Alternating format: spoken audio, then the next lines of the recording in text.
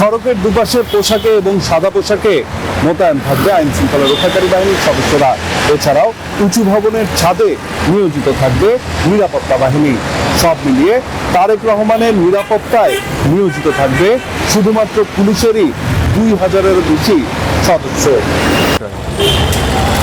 হুমকি, শঙ্কা, নানা অনিশ্চয়তা কাটিয়ে 25 ডিসেম্বর দেশে ফিরছেন বিএনপির ভারপ্রাপ্ত চেয়ারম্যান তারেক রহমান। তার প্রত্যাবর্তন ঘিরে কর্মী সমর্থকদের মধ্যে যেমন উৎসাহ উদ্দীপনা, তেমনি নিরাপত্তা নিয়েও আছে কৌতূহল। তার আগমনকে নির্বিঘ্ন করতে রাষ্ট্রীয় দলীয় কয়েক স্তরে থাকবে তার নিরাপত্তা বলয়। এ বিষয়ে একটি রিপোর্ট করেছেন সহকর্মী নাইমাল জিকো। আমরা প্রতিবেদনটি দেখে নিচ্ছি।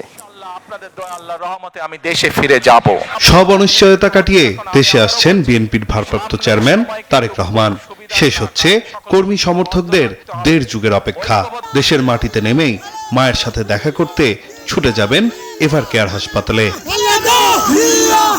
দেশের রাজনৈতিক অঙ্গনের সবচেয়ে গুরুত্বপূর্ণ ব্যক্তির আগমনকে নির্বিঘ্ন করতে দলীয় ও রাষ্ট্রীয়ভাবে সাজানো হয়েছে বিশেষ নিরাপত্তা। শাহজালাল আন্তর্জাতিক বিমানবন্দর থেকে তারেক রহমানের গাড়িবহর কুড়িল বিশ্ব রোড হয়ে যাবে এভার কেয়ারে।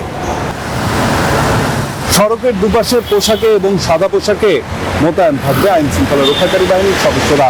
এছাড়াও উঁচু ভবনের ছাদে নিয়োজিত থাকবে নিরাপত্তা বাহিনী। সব মিলিয়ে তারেক রহমানের নিরাপত্তায় নিয়োজিত থাকবে শুধুমাত্র পুলিশেরই 2000-এরও বেশি সদস্য। তাকে বহনকারী গাড়ির আগে ও পিছে প্রোটেকশন দেবে পুলিশ।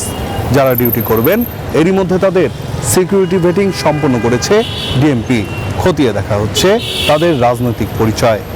মাঠে থাকবে সোয়াট টিম, বোম ডিসপোজাল ইউনিটও। বিমানবন্দর থেকে গুলশানে আসার পথেও থাকবে কয়েক হাজার পুলিশ। তার বাসা ও অফিস ডগ স্কোয়াড দিয়ে সুইপিং এর মাধ্যমে করা হবে নিরাপত্তা নিশ্চিত।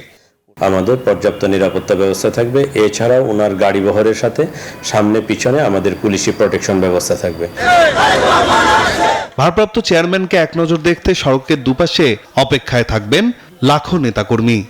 300 ফিটের এই মঞ্চেই দলের ভারপ্রাপ্ত চেয়ারম্যান তারেক রহমানকে সংবর্ধনা জানাবে বিএনপি। আর এই পুরো এলাকা জুড়ে থাকবে আইন শৃঙ্খলা রক্ষাকারী বাহিনীর কঠোর উপস্থিতি। 300 ফিট হয়ে গুলশান এভিনিউর 196 নম্বর বাড়িতে যাবেন তারেক রহমান। বাসা ও অফিস মিলিয়ে থাকছে সিসিটিভি ক্যামেরা সহ কঠোর নিরাপত্তা বলয়।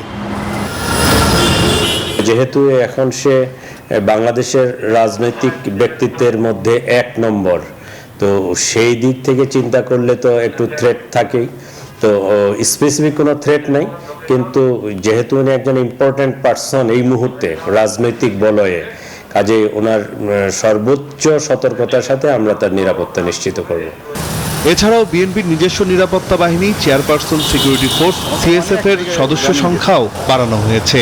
অবসরপ্রাপ্ত brigadier general doctor AKM Shamsul ইসলামকে বেগম খালেদা জিয়া ও তারেক রহমানের প্রধান নিরাপত্তা কর্মকর্তা হিসেবে নিয়োগ দেওয়া হয়েছে। চলমান রাজনৈতিক অস্থিরতার মধ্যে দেশে ফিরছেন তারেক রহমান। তার এই আগমন নিছক কোনো ঘটনা প্রবাহ নয়। এর মধ্য দিয়ে আমাদের আইন শৃঙ্খলা বাহিনী প্রমাণ করতে পারবে নিরাপত্তায় পিছিয়ে নেই বাংলাদেশ। নাইম আল জিকো, নিউজ 24, ঢাকা।